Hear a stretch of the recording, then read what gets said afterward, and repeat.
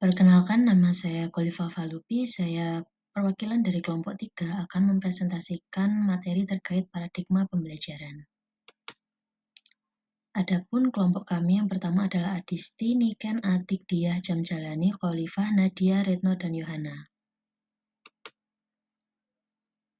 Pada bagian yang pertama, kita akan mempelajari terkait materi pembelajaran langsung dan pembelajaran terbimbing, di mana terdapat kegiatan A dari fakta sampai algoritma dan kegiatan B terdapat konsep dan prinsip hingga heuristik.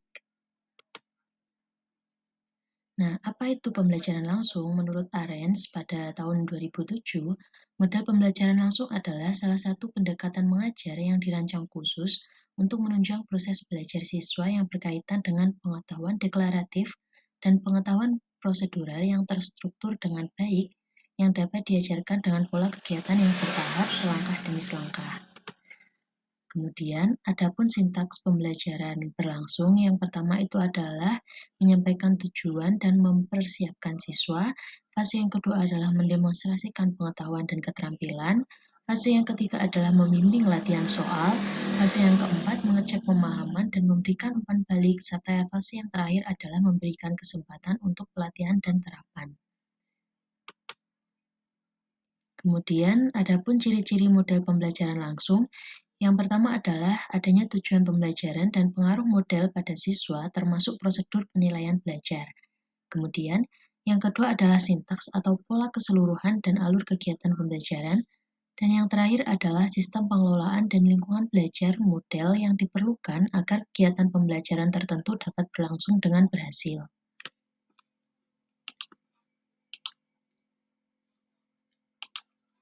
Untuk kelebihan model pembelajaran langsung, yang pertama adalah efisiensi waktu dalam menyampaikan informasi secara langsung kepada siswa. Jadi guru dapat memberikan penjelasan yang jelas dan singkat terkait dengan materi. Kemudian yang kedua adalah pembelajaran langsung lebih terorganisir dan jelas, sehingga guru dapat mengatur materi pelajaran dan memberikan arahan langsung yang harus dipelajari. Kebutuhan untuk mengajarkan keterampilan khusus atau konsep memerlukan pengenalan dan penjelasan yang langsung sehingga memungkinkan siswa untuk memahami dasar suatu topik sebelum mendalami dengan metode pembelajaran yang lebih terbimbing. Dan kelebihan yang terakhir adalah untuk konsep yang sulit dipahami atau kompleks, pembelajaran langsung dapat membantu siswa dengan memberikan penjelasan rinci dan mengatasi kebingungan yang mungkin akan muncul. Selanjutnya, kita akan membahas terkait pembelajaran terbimbing. Pembelajaran penemuan terbimbing itu bertujuan untuk menciptakan lingkungan belajar di mana peserta didik dapat aktif dan mandiri dalam menemukan konsep, memahami, dan memecahkan masalah. Metode penemuan terbimbing merupakan bentuk kegiatan inquiry, di mana guru atau buku teks memunculkan suatu masalah dan siswa secara intensif dibimbing oleh guru mencari jawaban. Adapun sintaks pembelajaran terbimbing ada 8 fase ya. Yang pertama adalah observasi untuk menemukan masalah, kemudian yang kedua adalah merumuskan masalah, yang ketiga mengajukan hipotesis, yang keempat merencanakan pemecahan masalah, yang keempat adalah merencanakan pemecahan masalah melalui eksperimen atau cara lain, selanjutnya melaksanakan eksperimen, kemudian melakukan pengamatan dan pengumpulan data, kemudian analisis data, dan yang terakhir adalah penarikan kesimpulan. Untuk ciri-ciri dari model pembelajaran terbimbing, yang pertama adalah strategi terbimbing menekankan peserta didik sebagai subjek belajar. Kemudian seluruh aktivitas mengarahkan peserta didik untuk menemukan jawaban sendiri dan guru sebagai fasilitator. Yang terakhir adalah tujuan strategi inquiry mengembangkan kemampuan berpikir secara sistematis dan logis serta kritis. Adapun kelebihan model pembelajaran terbimbing, yang pertama adalah merupakan strategi pembelajaran bermakna karena menekankan perkembangan kognitif, afektif, dan psikomotorik secara seimbang. Yang kedua, memberikan ruang peserta didik untuk belajar sesuai dengan gaya belajarnya. Dan yang ketiga adalah strategi yang menekankan pada proses perubahan tingkah laku berkat adanya pengalaman belajar. Dan yang terakhir, strategi pembelajaran ini dapat melayani kebutuhan peserta didik yang berkemampuan di atas rata-rata. Adapun hasil identifikasi dari kelompok kami, yang pertama, kegiatan mana yang sering Anda lakukan, kegiatan A atau B, dan mengapa kelompok Anda memilih kegiatan tersebut?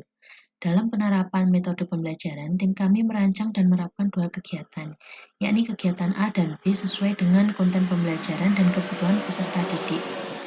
Keputusan strategis diambil saat memilih metode pembelajaran langsung, terutama ketika materi yang diajarkan memerlukan pendekatan secara langsung dan terstruktur untuk memberikan pemahaman maksimal kepada siswa. Kemudian pertanyaan yang kedua adalah, kegiatan mana yang menurut Anda cocok dan sesuai untuk peserta didik kekinian? Jelaskan. Jadi menurut kelompok kami, kegiatan yang cocok untuk peserta didik kekinian adalah pembelajaran dengan kegiatan B atau pembelajaran terbimbing. Hal ini dikarenakan sifat karakteristik peserta didik saat ini semakin berkembang, sehingga memerlukan pembelajaran yang dapat mencakup keterampilan yang dibutuhkan.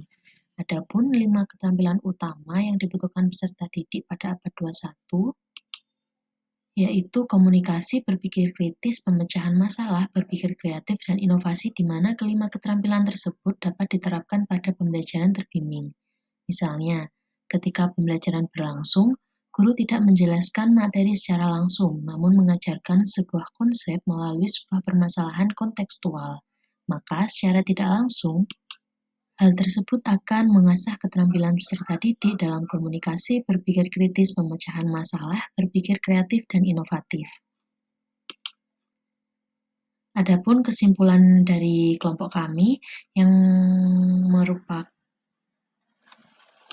merupakan hasil bahasan dari kelompok kami, yaitu paradigma pembelajaran merupakan suatu pandangan yang mendasari proses pembelajaran.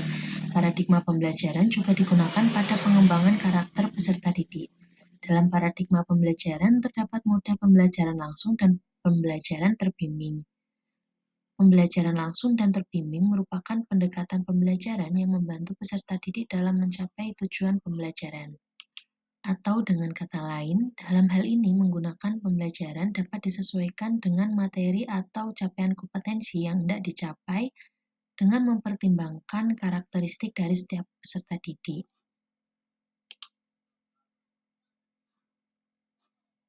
Sekian presentasi dari kelompok kami. Bila ada kurang lebihnya, kami mohon maaf. Wassalamualaikum warahmatullahi wabarakatuh.